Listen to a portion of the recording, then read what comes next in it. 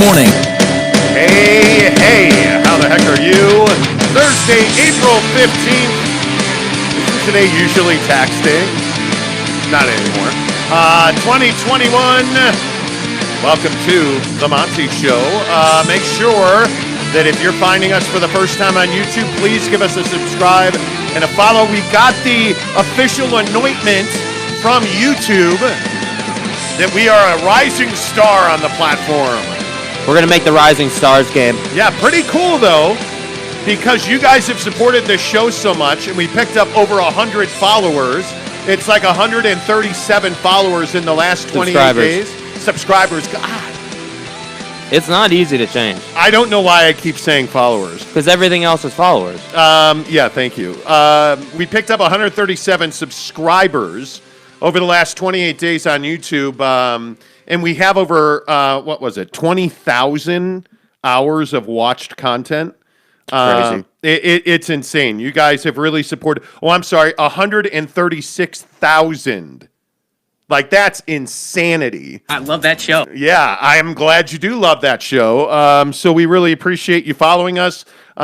We have over 25,000 views in the last 28 days. You guys are spectacular. Really appreciate that. So if you're watching this show, please hit subscribe and give us a thumbs up on this video. And without further ado, yes, it's shocking. We are not going to start the show with NBA today. I know. People are going to be pissed. Take it easy. NBA coming up. But I want to start with Trevor Lawrence in this situation with his comments to SI are really shocking. They are, to me anyway, I think that this is a really bad look for Trevor Lawrence. And if you don't know the comments, we are not allowed to play those comments, or I would play the audio of those comments. But Trevor Lawrence told Sports Illustrated, quote, I am not of the mindset that you've got to prove people wrong, that you've got to do more or you've got to do better. I am not a guy with a chip on my shoulder who needs to win a Super Bowl. Wow.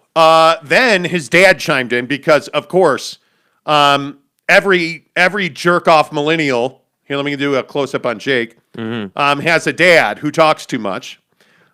See what I did there? Yeah, I see. Anyway, Trevor Lawrence's father said, quote, he's not, I want to win a Super Bowl at all costs. That's a problem. Oh, wait, we need to hear from Trevor Lawrence's high school coach, who said, quote, he could walk away from football tomorrow and be absolutely fine. Yeah, let's go ahead and draft him number one. Why are all these people talking? I don't. What was the strategy here? That's exactly my point. Because when you're about to become a platinum millionaire, like he's going to be a millionaire 10 times over at least. He's probably in line to make $30-40 million as the number one pick in the NFL draft, and then more money than that in endorsements. Why are you doing interviews with Sports Illustrated? I'm just curious. I don't understand this. And I think there is real credence this morning in having a conversation about whether or not the Jacksonville Jaguars are making a huge mistake drafting Trevor Lawrence. Now, not that I told you so, and I have already dislocated my shoulder enough over the last month telling you how right I am, patting myself on the back. I've warned you about Trevor Lawrence for over a year. And I've told you, I've said it on every radio show I've been on, ESPN, like every show we've done. I told you that I think Trevor Lawrence is not going to be a franchise quarterback. That's just my opinion. It has nothing to do with his talent. He is a laid-back surfer bra with a huge forehead, and I'm telling you, the mentality that fills that huge forehead is not, I'm going to do everything I can do to be the best quarterback in the NFL and win Super Bowls. And Jake, I think that's a problem. Well, yeah, it's definitely a problem. I mean, it's super concerning. I think that one thing that I haven't heard anybody bring up in this conversation is the fact that he's probably been the best player on his team his entire football career. And so he doesn't feel like he's got to prove anybody wrong, which, is I guess I get that, but at the same time, that's just not the mentality that I think you want to be having as an NFL quarterback. And I think that, that on some level, kind of smells of arrogance on some level, but on another level, it just is concerning because you want the guy that you're drafting to have a go-getter mentality, to have a, we got to go and get this done mentality. And that's clearly not who Trevor Lawrence is after, him, his dad, his high school football coach, his cousin Nancy, and everybody else started talking. So again, this is one of the stupidest things I've ever heard. I don't understand why all these people are talking and like trying to speak about who he is and everything like that. Just stop. Let the guy go and make generational money. Go and get your money. Like that. Like that's what this should be about. And I don't get it. I just think it's one of the silliest things that I've really heard pre NFL drafting in quite some time. Yeah, to me, I think the other narrative that this absolutely perpetuates and drives is what if Justin Fields had said these same things? And I know that this is probably tired and this will frustrate people. I'm telling you, being a black quarterback in the NFL draft means that you have to do it 3, 4, 5 times better than the next guy. If Justin Fields had said, yeah, I'm not going to do everything. I don't feel like I need to prove that I can win a Super Bowl. I'm not going to do everything I can to win a Super Bowl. I don't have a chip on my shoulder where I need to prove I can win a Super Bowl. If Justin Fields' high school coach had said, Justin can walk away from football and be fine, the narrative of Justin Fields as a lazy underachiever, which there's no evidence at all of that, none, zero, that Justin Fields is lazy or didn't achieve at an incredibly high level at both Georgia and Ohio State. No evidence of that whatsoever. But there's a narrative out there that Justin Fields is lazy and unmotivated. If he had said this, Justin Fields probably wouldn't have gotten drafted in the first 3 rounds of the NFL draft. And it would have been because he was a black kid that's lazy. And maybe you're not going to get NFL owners and GMs standing on platforms saying, hey, he's black, he's lazy, 4th round. Like, they're not going to say that. Mm-hmm. But that would have happened. Trevor Lawrence can get away with this and still get drafted number 1. And I'm telling you now that if you don't buy into this narrative that Trevor Lawrence is the anointed one, I don't know what you're looking at. And if you're not on the bandwagon, and Jake, you tell me if I'm being too strong on this, but if you're not on the bandwagon that being a black quarterback means you've got to do it 3, 4, 5 times better than the average white quarterback in college, I just don't know what world you're living in. Yeah, I mean, I think it probably has gotten a bit easier as time gone on, but I agree. I think that if you're a black kid who's a quarterback trying to make it in the NFL, yeah, you have a hill to climb. I think the question that I think is interesting is, let's say that you're a white wide receiver. Do you still have that same hill to climb? When's the last time we've had a great white wide receiver in the league? I think there's a huge conversation around, hey, by position, this is who we expect to be there. And if their skin color doesn't match that position, then what are we doing? So like white running backs, white wide receivers, black quarterbacks. Like there's this whole thing in the NFL, and it's literally the stupidest thing that I've ever heard of, really, because it really shouldn't be about what you look like. It should be about what your 40 time is. It should be about how soft your hands are, how strong your core is when you're battling for the football at the high point. Like, it should be about all this other stuff. Yet we just want to sit here and say, oh, well, because Justin Fields is black, he's not going to be as good as Trevor Lawrence. And even though Trevor Lawrence sounds like a complete moron today, and his high school coach and his dad and his family are saying the stupidest things you could be saying for the NFL draft, we're still going to go ahead and draft him number 1, and we're not really going to worry about it. And then 2 years from now, when he's soft and he's injured and he's not working out, we're going to say, well, maybe we should have considered Justin Fields. Well, that's your problem. Nobody else's. And it's just the whole thing is just it's just a very frustrating thing, because I feel like in the NFL, I legit feel like the NFL and the NHL are the 2 leagues that have the biggest racial issues. Oh, yeah, no doubt. Like Major League Baseball does not have racial issues. The NBA, goes without saying, doesn't have racial issues. So it just is, this whole conversation is just silly to me. Would you draft Zach Wilson instead of, or let me put it this way, who would you draft as the number 1 quarterback in this NFL draft? Would you still go with Trevor Lawrence? Because for me, I think I'm looking at, in my personal opinion, I think you are Zach Wilson number 1, Justin Fields 2, Trevor Lawrence 3, and Mac Jones 4. I think there is something to this mystique that Alabama quarterbacks don't go on to be superstars. It's like USC QBs. You don't go to USC to be a starting quarterback in the NFL. You don't go to Alabama, Roll Tide, to be a starting quarterback in the NFL. Yeah. How would you rank these quarterbacks? I mean, I agree with you that I think that the mental side of the game for Trevor Lawrence is a concern.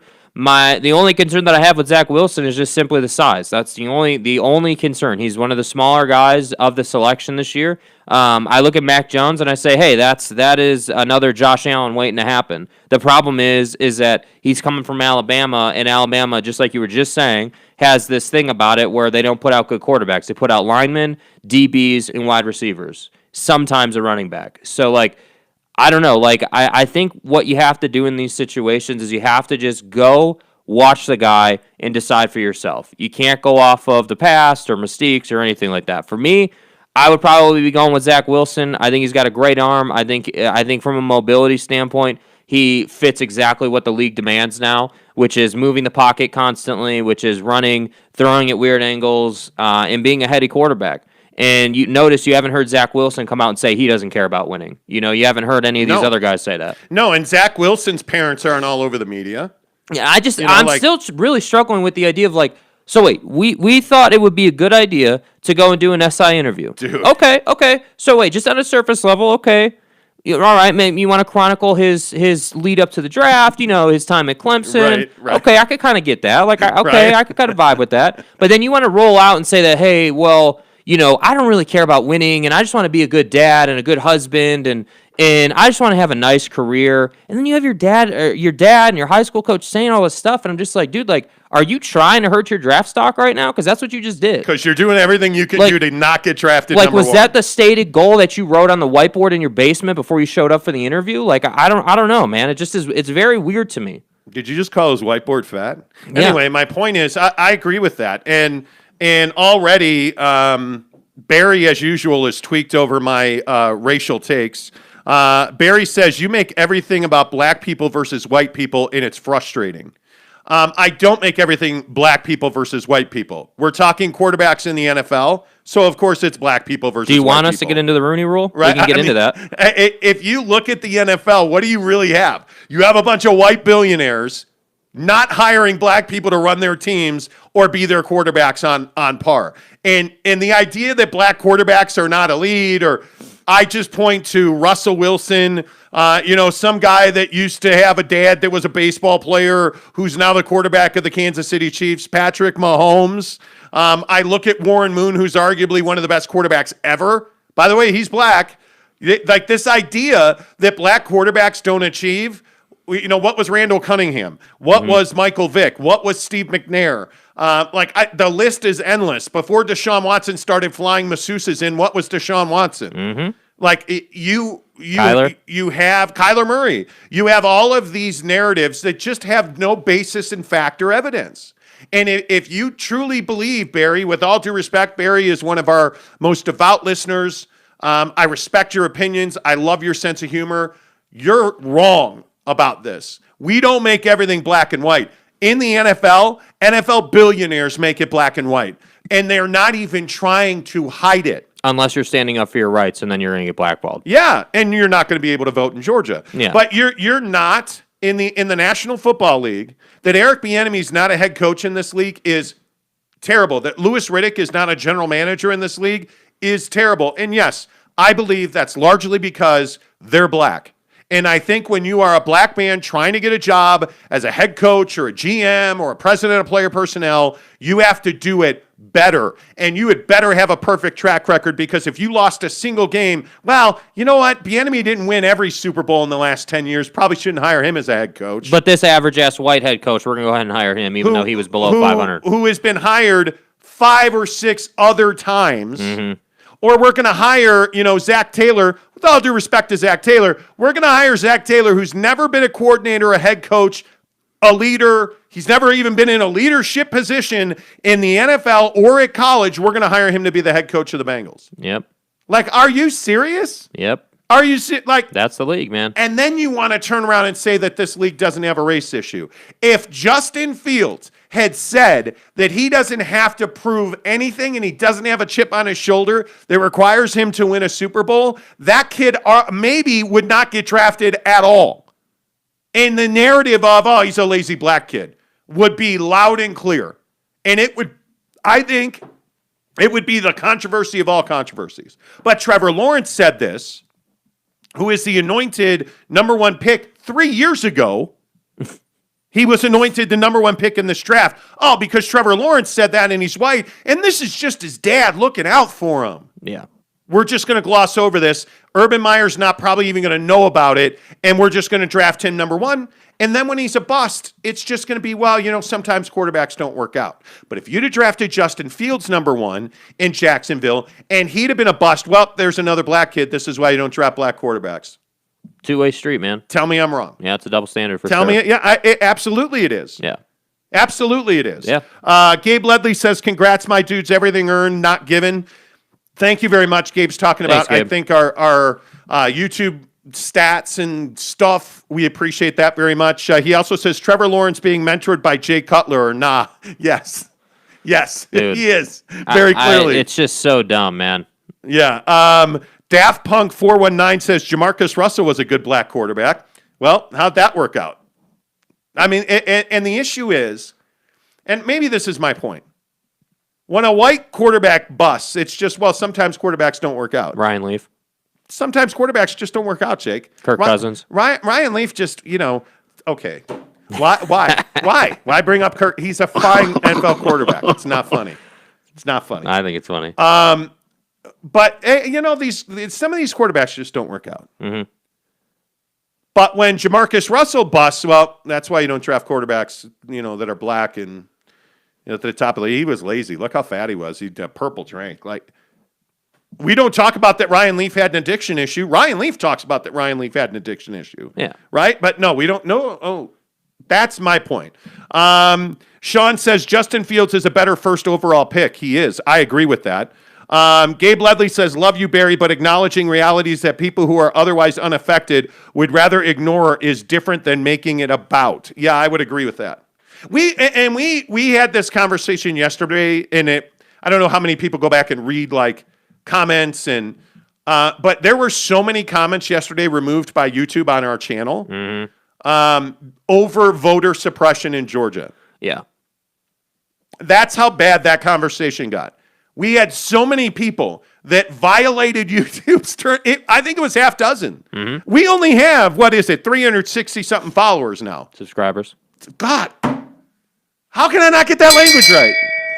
Shame. We only have 364 subscribers at this point. To get half a dozen people, noted for terms of service violations because we said that we believe the voter laws in Georgia are racist. And by the way, did you see the cop in Minneapolis is going to be charged with second-degree manslaughter? Good.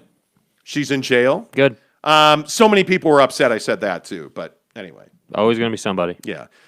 Here are the quarterbacks I would draft, and this is the order I would draft them in. If I'm the Jacksonville Jaguars, I would draft Zach Wilson number one. If I am the New York Jets, I would take Justin Fields number two. And then I think it's a real crapshoot down the line. I think Mac Jones is the third best. And then I think, I think Trevor Lawrence is the third best, and I think Mac Jones is the fourth best. Okay. That's the order that I would go in. If you are the Jacksonville Jaguars, what's the right thing to do here? Well, I think you got to just stick with your plan. I mean, you pretty much hired a head coach specifically because you knew that you were going to be the number one overall pick. So you hired Urban Meyer. You wanted to have him because he was a absolute amazing head coach in college. Yep. Even though he had all the off the field garbage that I think should preclude him from being in the NFL. But here nor there, he's great with college kids, and so I think you just have to stick with your plan. I think this doesn't sound great, but are you honestly going to sit here and say, well, now because he said that, we're just gonna forget that he's got all this talent, forget that he's moldable, and we can do something with him? No, I don't think so. If I'm them, I stick to their guns. I think that's the realistic thing that I think an NFL team would do. Yeah, I think the real intriguing thing here is, let's be honest, Jacksonville's going to take Trevor number 1. Yeah. Zach Wilson's going to the Jets number 2. Mm-hmm. What are the 49ers going to do at 3? I think they're going Mac Jones, dude. Nah, I think they're going Justin Fields. I mean, if you saw, by the way, did anybody notice how many pro days Justin Fields has had to have? Like 50? He's had 2 because not a lot of people showed up for his first one. And it's like, really? No, I'm not going backward. Anyway, he did really well at his second pro day yesterday, and I look at where the 49ers are. He does everything that offense requires. Like, Justin Fields is mobile. He can throw on the run. He can throw deep. Like, Justin Fields is a great fit. I think, frankly, Zach Wilson's the best fit in the draft for the 49ers at quarterback. Uh-huh. I'm still convinced they're going quarterback at number 3, and I think it's Justin Fields. I'm interested to see what happens at number 4, because that is currently the Atlanta Falcons. Yeah, they need to take a quarterback. I don't think they're going to draft there. Mel Kiper put out his draft yesterday, and he kind of stole my thunder because he has the Falcons trading out of the 4 spot with the Miami Dolphins. Who are going to get Kyle Pitts, the tight end in Florida, out of Florida. Yeah, I don't know why you wouldn't draft a quarterback here if you're the Falcons. I don't know why you would trade out of that spot unless you think that there's going to be a decent option later in the draft. But it's time. Like it's time to get the successor to Matt Ryan in the organization. Oh, well, yeah, if you're the Falcons. My question is, a lot of people wonder if the Dolphins are looking for a quarterback. Oh, they are. And I just keep asking, how many quarterback mistakes are you going to make? Yeah, I mean, at some point they got to take someone that's as low risk as possible. They need to get there. Well, that wasn't Tua. Yeah, that wasn't Tua. That wasn't Josh Rosen. That wasn't any of these guys. They missed on Tannehill clearly. Yeah. So yeah, I think there's no doubt Atlanta's drafting a quarterback. And if I'm Atlanta at number, I don't know why you would trade out of the 4th spot if you really need a quarterback. Any of these 4 quarterbacks, Trevor Lawrence, obviously, Zach Wilson, Justin Fields, Mac Jones. I think Mac Jones is going to be a fine NFL quarterback. Yeah, he's a prototypical NFL quarterback. Yeah, he's got the size. He's not as mobile, but he's got a great arm. Yeah, I would be surprised if he traded out. Anyway, hey, if you're watching the show right now, make sure you give us a thumbs up. Thumbs up right now. Like this video, please. And give us a subscribe. Hit that subscribe button. Really appreciate it. If you're just tuning in, yes, we have picked up an enormous amount of subscribers in the last 28 days. Ring the bell. Ring the bell. Shame. It's embarrassing. Yeah. It's subscribers. In the last 28 days, we're trying to get to 500 as quickly as we can. So please, if you're watching the show, give us a subscribe. The Nye Guy, what's up with you, says, I know I'm not talking same draft class, but as a diehard Cardinal fan since Christ was a small boy, I'd trade Murray and the whole farm for Herbert in L.A. Oh, man. That's my guy. I love Justin Herbert. And I think a lot of people missed on him. Don't trade Kyler Murray. I think you have Cliff Kingsbury, who I affectionately call Cliffy. The Cliffster. The sexiest man alive. Right. I'd hit that. Okay, that's probably one step too far. Yeah. But you have Cliff Kingsbury and Kyler Murray teamed together.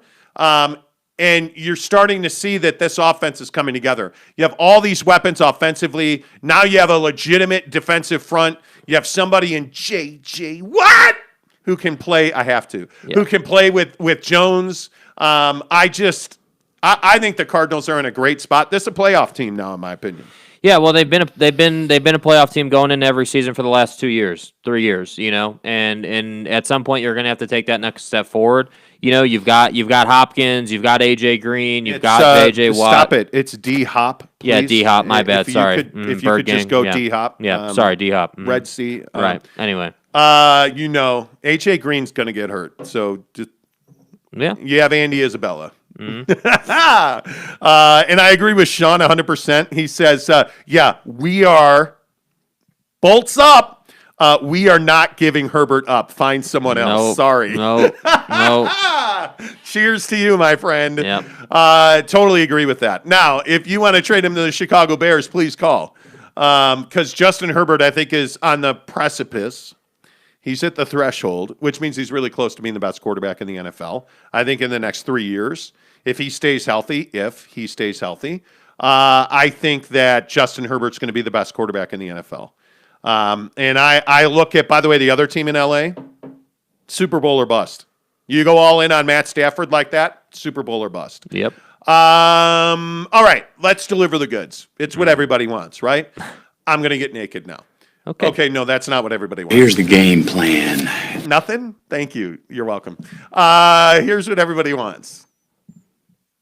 You don't have a single reaction? Nope. I'm not hearing that. Everybody wants NBA talk. Let's do this. Can we talk about rest nights in the NBA, please? It's load management, please. You know what I mean? What's an erection? Oh, this show sucks. I love that show. Yeah, I know.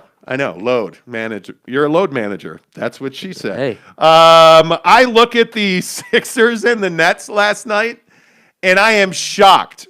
And I don't know why I'm shocked. It's probably because I don't follow the NBA ever. You know, as they say, we don't watch games. Yeah. You know, oh my goodness. My Carmine sold for $287 on eBay. I made $100. Wait, you got a second pair of Carmines? Yes, Mrs. Monty won a second pair of Carmines. Jake didn't win Carmines at all, and he's upset. They just sold for $287 on eBay. There you go. God bless the world. Anyway, here nor there. The Brooklyn Nets last night are playing the Philadelphia 76ers. In case you didn't know, they are tied at top of the East. So it's a huge game. Home court advantage, all of that. So naturally, the Brooklyn Nets rested Kevin Durant, who's healthy and ready to play. James Harden, who's healthy and ready to play. Blake Griffin, who I don't know what's wrong with him, but he's old. As far as I know, he's healthy and ready to play. By the way, he can still dunk. Somebody forgot to tell Detroit that.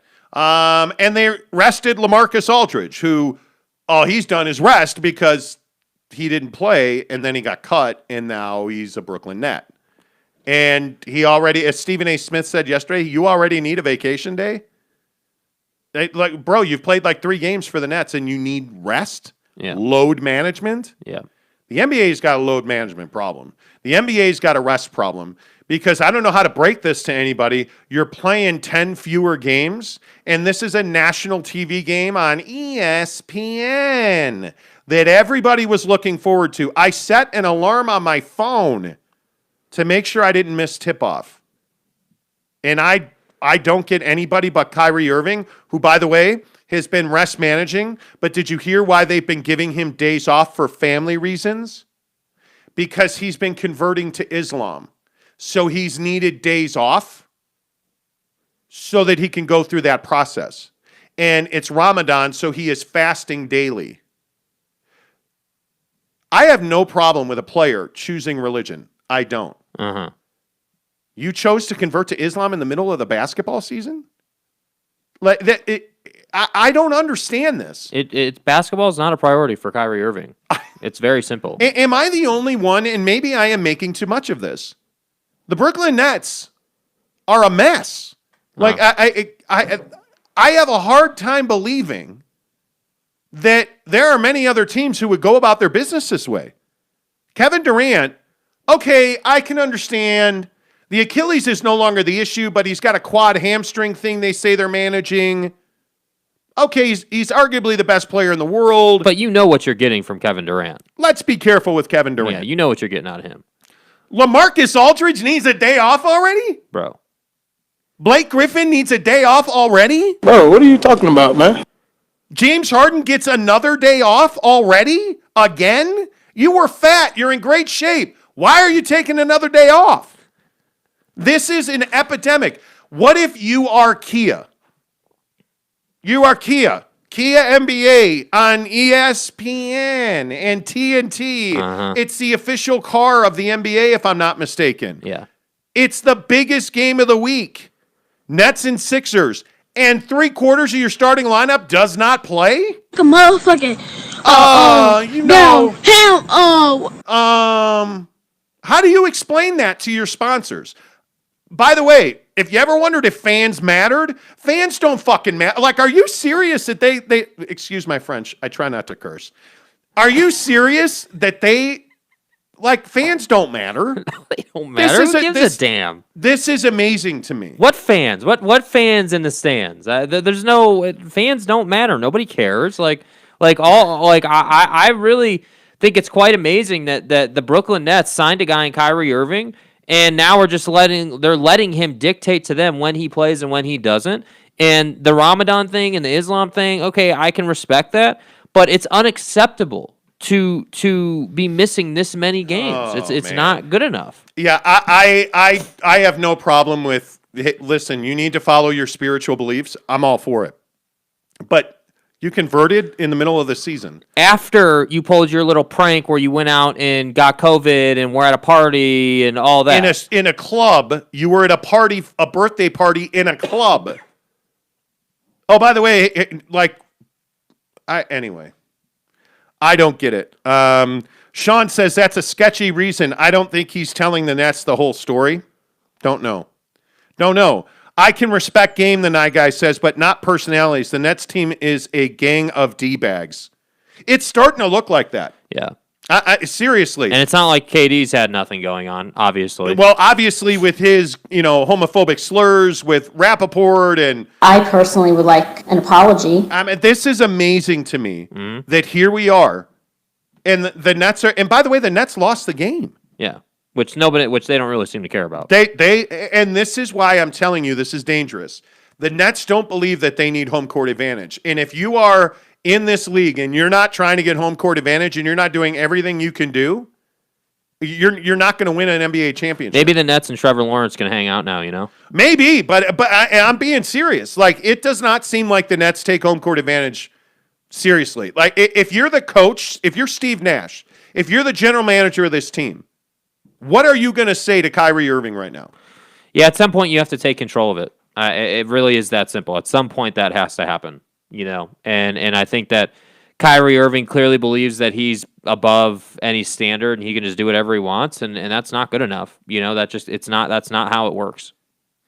I don't think if you're Steve Nash, I don't think you have any standing to say a single word to Kevin Durant, to Kyrie Irving. Kevin, but I think these situations are different though. Like the Kevin Durant situation, what he did with the whole Rappaport thing, they've moved on from that. They're past that now. The Kevin Durant missing this game, I wasn't even really that surprised by, because as much as the Achilles isn't an issue, I do think that they are going to baby him into the postseason.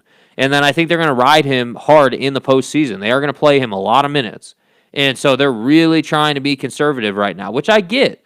But this whole thing with Kyrie Irving where he's just taking nights off for no reason and he wants to say that it's Ramadan and, it's Islam and this and that, that's just not a good enough reason. That's what I'm saying. It should be, again, not to always reference Kobe, but Kobe talked about it so many times in his career that he's essentially got to be dead not to be playing the game. You know what I mean? Like, he's going to play the damn game. It's going to happen one way or the other. And that's what made him great. And now I feel like we got a league full of guys who are soft. I look at LeBron. I'm not saying the guy's soft, but this went from, hey, I'm going to be out 2 weeks to now I'm going to be out like 6-8 weeks because of what exactly? Like, it should have been hey, it was a high ankle sprain. It was a nasty play. Okay, cool. You're going to be out a couple weeks. Totally get it. Come on back. And he just hasn't come back. Yeah, and I don't know how you fix this. Because, okay, let's say the NBA takes action. Okay, are you fining the Nets? Okay, go ahead and prove that James Harden's not injured. How do you prove that Kevin Durant's not injured?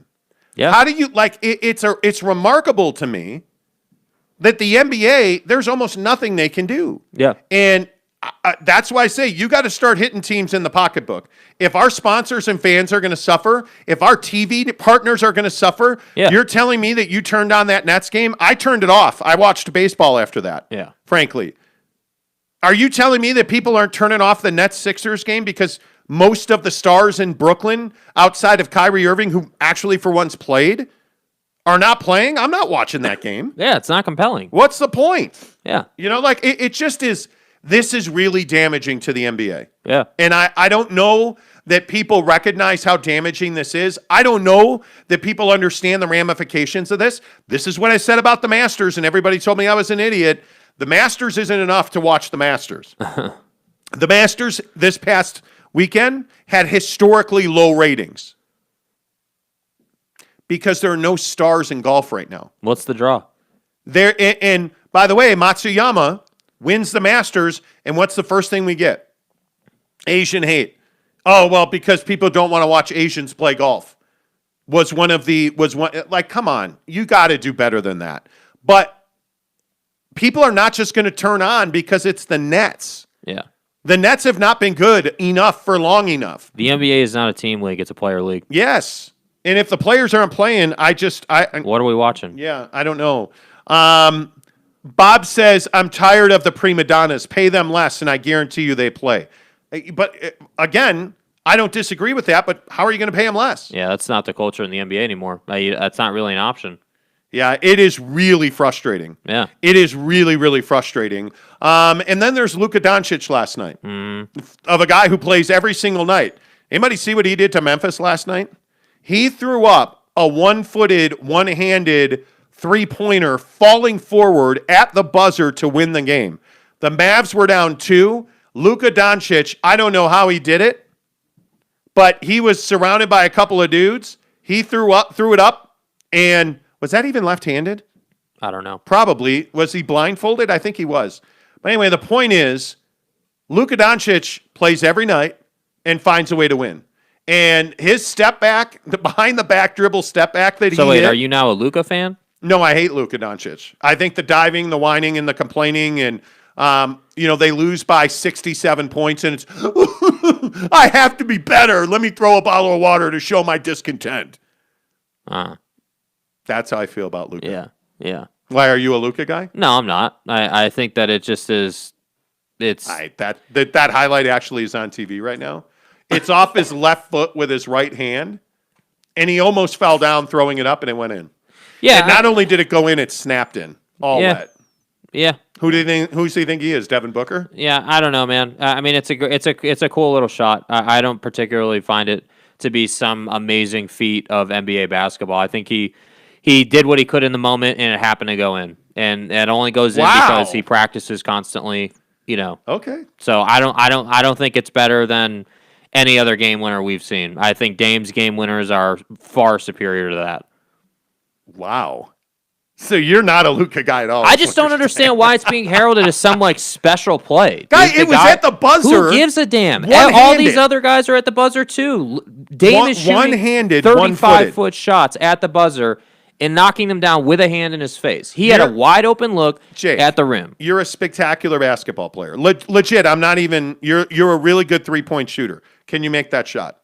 No, I can't make that You shot. couldn't even attempt that shot. I could attempt Off it. of your left foot with your right hand, falling down. It's a great shot. Come on. That's a great shot. Yeah. Okay. By the way, did you see that your Dubs won last night? Mm-hmm. Stephen Curry should be in the MVP conversation. 147 Yeah. to 109 Believe he had 11 threes last night. over ASU's Lou Dort and the OKC Thunder. Had 42 through 3 quarters. And didn't go back in the game, and he was pissed about it. Yeah, and Kerr wouldn't let him back in the game, which I get. They were blowing him out. Yeah? But I'm just telling you, man. Okay. Yeah, that is a guy that I'm big on. I love watching Steph play. I think he's one of the he's definitely one of the top 5 most influential players the game has seen with how he's changed everything. And I think that overall, I truly believe he should be in the MVP conversation, but that probably won't happen. By the way, are you a buyer on the fact that Nikola Jokic is in his prime and this is as good as it gets?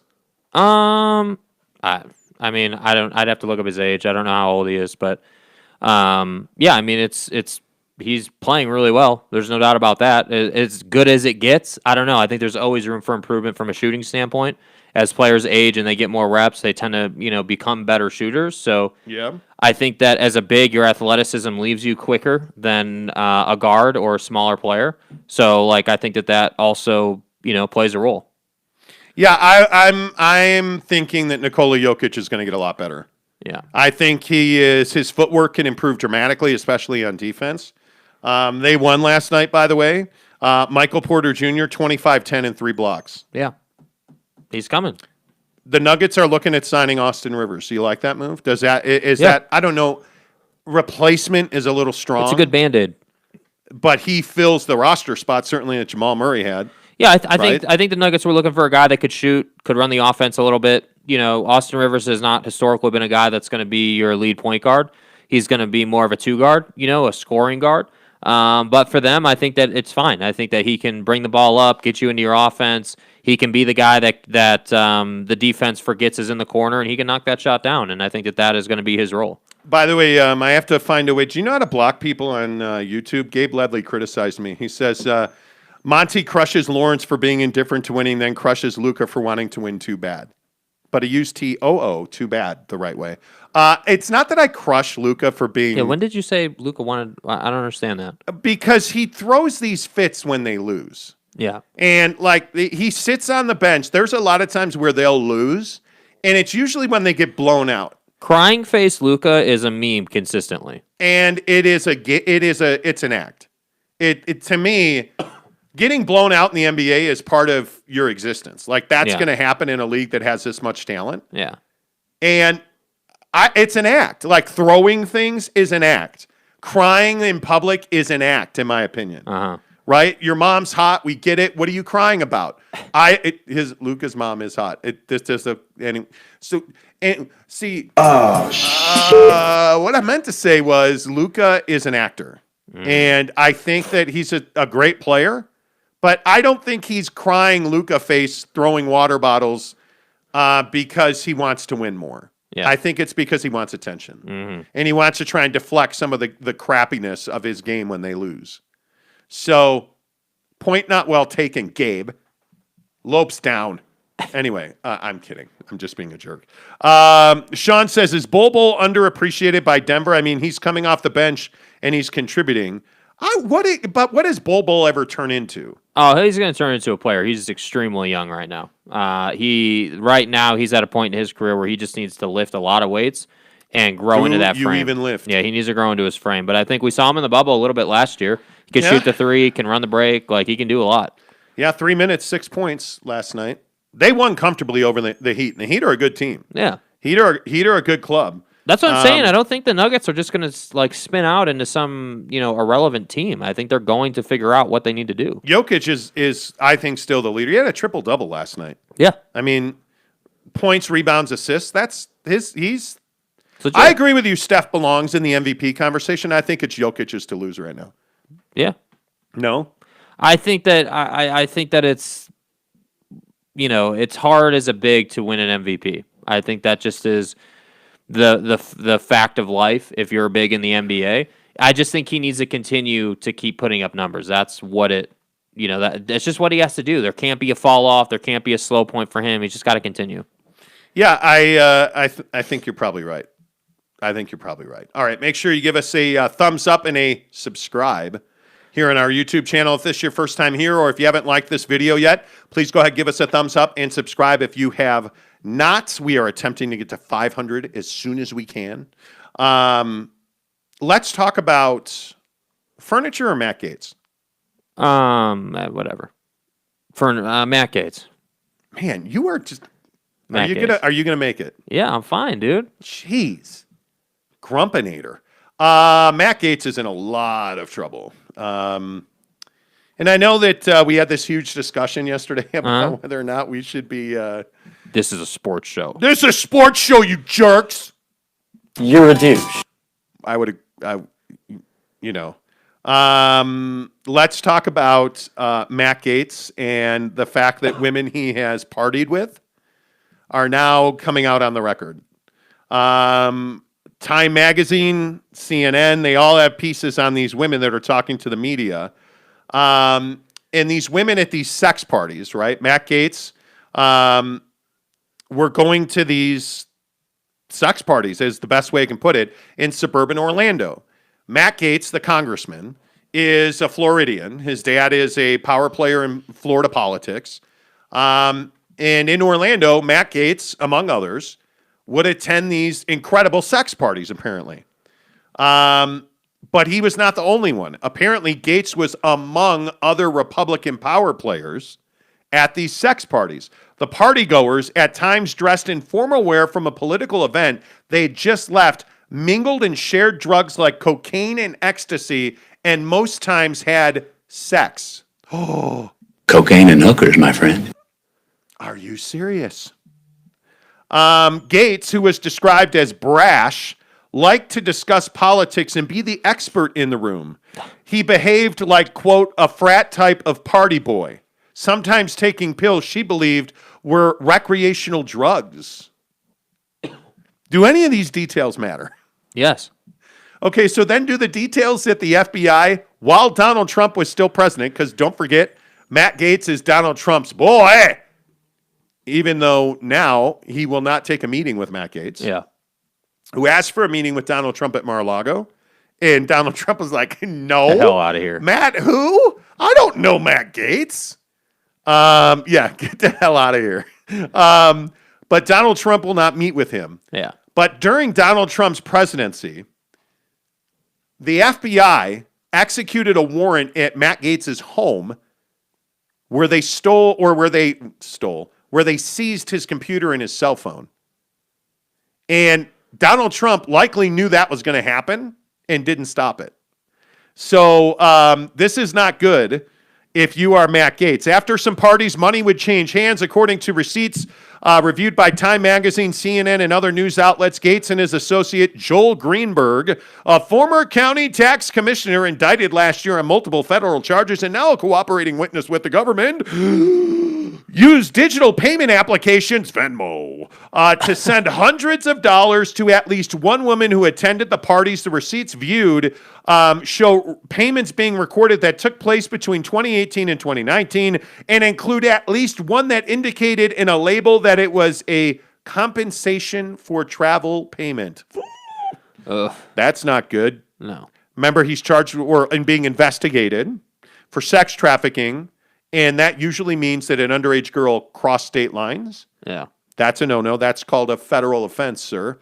One of the women said she received money from Greenberg after some parties. She said that some of the payments were for providing sex, but would not say who she sexed it up with. It's actually not a direct quote. She said she would not say who she slept with. She did say she never received money directly from Gaetz. Some of the parties were more low-key affairs. Some took place in hotel suites. A spokesman for Gaetz did not respond to requests for comments, but challenged the use of anonymous sources. Yeah. How much of this do you believe, Jake? I think that, it all sounds pretty realistic to me, in these stories where we don't have a lot of proof, we don't have, outside of like the receipts and everything, we don't have like videotape or like recordings or anything that directly ties him to that outside of the receipts. I start going off of the secondhand, accounts of what happened, and then like the other things that people are saying, and it all sounds pretty realistic. This is not, hearing that Matt Gaetz wants to be the smartest dude in the room and that he's this pretentious personality, and that all sounds right up his alley. So I believe most of it, to be honest with you. Well, and then you get this news that Joel Greenberg, his associate, and I'm reading like the laundry list of charges against this bro. Dude, Greenberg has been indicted and charged with 33 counts, including sex trafficking of a minor, bribery, stalking, defrauding the Paycheck Protection Program, wire fraud, and mail fraud. My God. I don't know what these guys are doing, bro. Like, how do you have time to do all this? And Joel Greenberg, unbeknownst to Matt Gaetz, has been a cooperating witness with the federal government for over a year. Well, let's talk about it. I'm a good listener. Well, and it is said that Mr. Greenberg is providing investigators with information on an array of topics, most of it centering around Matt Gaetz's activity and their financial dealings together. Greenberg, who is currently in jail for violating terms of his bail, reportedly told prosecutors that he and the congressman, quote, had encounters with women who were given cash or gifts in exchange for sex. The DOJ is investigating if the two men had sex with a 17-year-old girl. It's not clear if Greenberg has offered up any information on those charges. Ugh. Holy cow. And now, I am not the one cursing here. I am quoting Vanity Fair, who cursed and said their headline is Matt Gaetz upgraded from just effed to royally effed. Yeah, he's in trouble. My man is in trouble. Yeah. And then there's Jake. Uh-huh. I mean, that's Jake. Yeah, right that's there. me. That's hey, me. Jake. Good to see you, buddy. Yeah. Jake bought some furniture. Jake did not get said furniture. Uh-huh. And then your phone rang yesterday, and you got said furniture unwantingly getting said furniture. So please do explain. Yeah, so, I buy all this. I spent like $5,000 with RC Willie in December. You get a bed frame, some nightstands, an end table, a recliner, a chair and a half. Oh, and then there's that little thing the TV sits on called an entertainment center, which is the center of this whole issue. So the entertainment center that I want, of course, they didn't have. And at that time, well, they told you they had it. What they said is that they could order it for me, and then I couldn't buy the floor model. So yesterday, after months and months and months of trying to get them to give me this model, they called me out of the blue. They say, "Hey, bro, we can deliver this thing next Tuesday. It's going to be perfect." Bro! Right? And actually, they called me and said that on, what's today, Thursday? They called and told me that Tuesday. So I was like, cool. All right, cool. I'll finally have the thing that I spent like $600 on, and everything will be square. Perfect. Then I get a call yesterday, and this is really where things go downhill. Calls me back, same sales guy. I think his name is Robert. Calls me back and says, I got some really bad news, man. So we're not going to be able to deliver your entertainment center because the manufacturer isn't going to be able to fulfill the order. So then I was like, okay, is this guy lying to me or like what's going on here? Then I text the GM of RC Willie, good old Tom. Hey, Tommy. And I say, look, Tom, like this is where we're at right now. What are we doing about this? They lent me an entertainment center because I didn't have the one that I wanted. And frankly, it's a little beat up. It's not so beat up that it looks bad, but there are just some things about it, and it's not in perfect condition. Well, it ain't new. Yeah, so like it's missing. It's a squared off entertainment center. It's got two doors on it. The left door is missing the piece of glass that kind of goes in the window of the door, and like it's got some dings on it. It's really not that big of a deal, but it's also not a piece that you're going to sell for new on their floor. So yesterday I text Tom and I'm like, hey man, like you've essentially given me this piece of furniture. Like I would be willing to just keep it and call it a day if you're open to that, and then take my $500 and get a TV. Okay. That's essentially what I proposed to him. So does he answer my text? No. What does he have? What does he do? He has his floor manager Andrew call me. Andrew calls me and he's trying to tell me like he's like, "Oh yeah, that's fine. We'll give you the entertainment center, because you've had it already and it's not really like it's just kind of a thing. And you can take the balance that you have and apply it to whatever you want." And so I said, "Okay, cool. Let's take this opportunity and get a nice TV, a bigger TV." Okay, cool. So what do? I talk with Andrew. I say, hey man, I've got an all Samsung setup. So I've got a Samsung TV, a sound bar, and a sub that all talk to each other. It works great. It's perfect. It's seamless.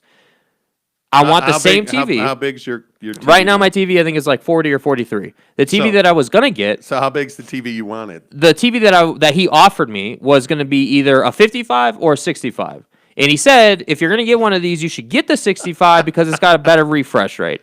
And I was like, okay, it's like a couple $100 difference for me. I'm sorry, 60. You went from a 40 to a 60. Dude, that's 25 inches, bro. Yeah, I don't watch Jazz games though, so it doesn't matter, right? Anyway, point is that I was trying to get this TV. Everything's cool. I'm like, all right, I'll be down there. I come over here. You let me take the Grand Cherokee over to RC Willie so I can get this damn TV. Then I show up. I go to customer service where they handle all the money and everything, right? Yep. Andrew, before I went over there on that call, said that customer service would be up to speed on all this. Are they up to speed? No. Of course not. Of course not. So they got to call Andrew. One thing leads to another, and Andrew's like, oh, well, you never actually paid for the entertainment center. You never actually paid for it, and so we can't actually take your $500 and apply it to a TV. So the TV is actually going to be $1,100. And I was like, I'm not paying $1,100. I don't need a new TV. I was only going to do it because I could get it at like 50% off. And so it's just this whole thing. I'm broke. It's not even that I'm broke. I could easily afford it. That's not even the issue. It's just Right. like the premise of it. And so, I wind up going down there for no reason. I get home, and what happens? He calls me again. And I said, hey, dude, I just added up all the invoices from December. I paid you guys $4,300, right? So what's going on here? And he's like, yeah, but that didn't include the entertainment center. And I'm like, cool, so what are we going to do about this? So long story short, I paid him the extra $600 for the entertainment center. They're delivering me one today.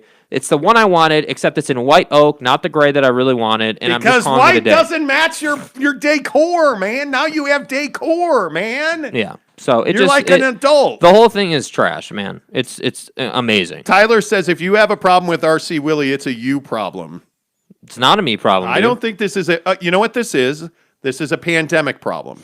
That's what this is. And it's just one of those things where, man, it is really difficult to deliver furniture in a pandemic. And what now that it's over, it's getting easier. But manufacturers were not able to make furniture. Yeah. And it created pipeline problems.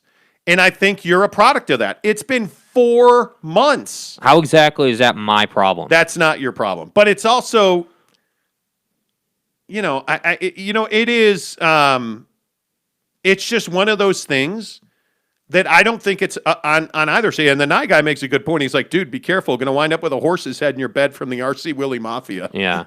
Whatever, dude. I don't think you necessarily have an issue with RC Willie. It's the whole situation. Yeah. Right? Yeah. It's the whole situation. What do you want them to do? I want them to essentially give me something for the 4 months that I've been sitting here waiting, hoping for something that's never going to happen. That's what I want. I want them to say, we thought we could and we couldn't, and we understand that that's really frustrating, so here's what we're going to do about it, which is nothing. You're still going to have to pay for your entertainment center. You're still going to have to do just what you were going to have to do in the beginning. And I get that that's business, but what's also business is I'm not going to spend my money with them anymore. I'm going to go somewhere else and spend my money because it is a wow, it's not really? an issue. Yes, because it's not an issue of fulfillment. That's not the issue here. I don't care that you couldn't deliver for 4 months. What I care about is that you told me at some point you were definitely going to be able to deliver it, right? There's a big difference between saying, when you bought it, they told you to be a couple of weeks. Right. So it was going to be a couple weeks when I bought it. Then it was, it's going to be about a month. And then it was going to be, hey, it's going to be the end of March. And then it was going to be 2 weeks through the beginning of April. And then it was, the manufacturer can't fulfill the order. So at what point do we get down to brass tacks and say, hey, you had no idea what you were talking about, and you just led the whole thing on? That's what happened. You should have just said, we're not sure. This is where it's at, and you have a couple of choices here. What would you like to do? So why are you taking the White Entertainment Center then? Because they don't have another thing that is worth a damn, and I really like the shape of that particular entertainment center. Yeah. And white is pliable when I do decide to buy a house. I got you. I just think there should be compensation for 4 months.